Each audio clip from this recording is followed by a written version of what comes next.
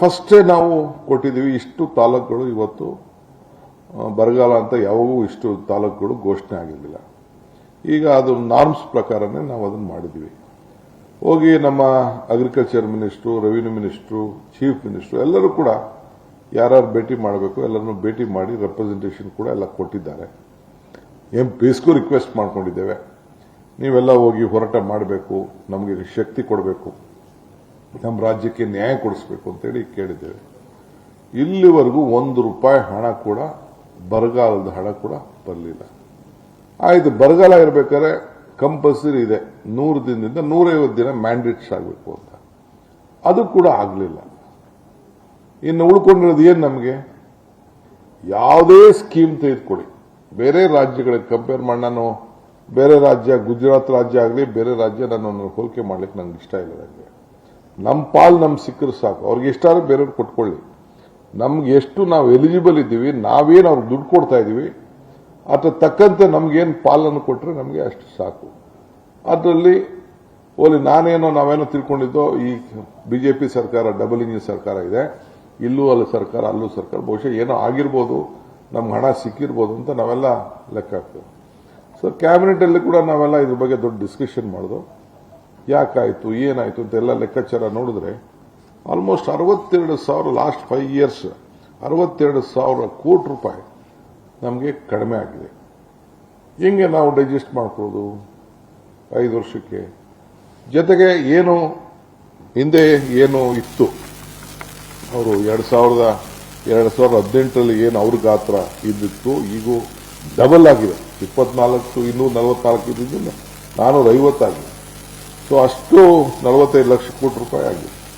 So ಹಂಗಿರೋಂಥ ಸಂದರ್ಭದಲ್ಲಿ ನಮಗೇನು ಆದಾಯ ಅಂತೂ ಹೆಚ್ಚಿಗೆ ಆಗಿಲ್ಲ, ದುಡ್ಡು ಬಂದಿಲ್ಲ.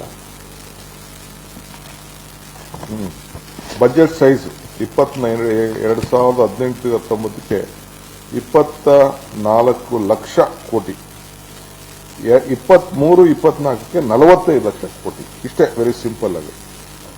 ಆಗ ನಮಗೆ ಬರ್ತಾ ಇದ್ದಿದ್ದು 46,000 ಕೋಟಿ ರೂಪಾಯಿ. ಯಾವ 2018 24 ಲಕ್ಷ ಕೋಟಿ ಆದಾಗ, ಈಗ 23-24ಕ್ಕೆ 45 ಲಕ್ಷ ಕೋಟಿ ಆದಾಗ ಬರ್ತಾ ಇರೋದು 50,000.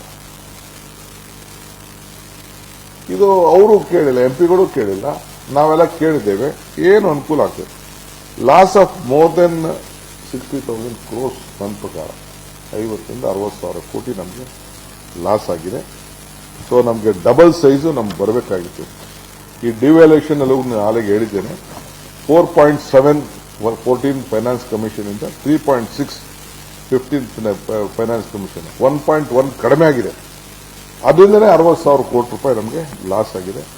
ಪ್ರತಿ ವರ್ಷ 10ರಿಂದ 12,000 ಕೋಟಿ ರೂಪಾಯಿ ನಮಗೆ ಕಡಿಮೆ ಆಗಿದೆ. ಸೊ ಈಗಿರೋಂಥ ಸಂದರ್ಭದಲ್ಲಿ ನಮಗೆ ಅನಿವಾರ್ಯತೆ ಹೋರಾಟ. ಯಾವ ರೀತಿ ಹೋರಾಟ? ಸೊ ಕರ್ನಾಟಕ ಸರ್ಕಾರ ಮುಖ್ಯಮಂತ್ರಿಗಳ ನೇತೃತ್ವದಲ್ಲಿ, ಮುಖ್ಯಮಂತ್ರಿಗಳ ಸಮೇತ ನಾವೆಲ್ಲ 136+2 138 ಶಾಸಕರು, ನಮ್ಮ ವಿಧಾನ ಪರಿಷತ್ತಿನ ಸದಸ್ಯರು, ನಾವೆಲ್ಲ 6ನೇ ತಾರೀಕು ರಾತ್ರಿ ದೆಹಲಿಗೆ ತಲುಪಿ 7ನೇ ತಾರೀಕು ಬೆಳಗಡೆ ನಾವೆಲ್ಲ ದೆಹಲಿಯಲ್ಲಿ ನಮ್ಮ ಪ್ರತಿಭಟನೆಯನ್ನು ವ್ಯಕ್ತಪಡಿಸಬೇಕು.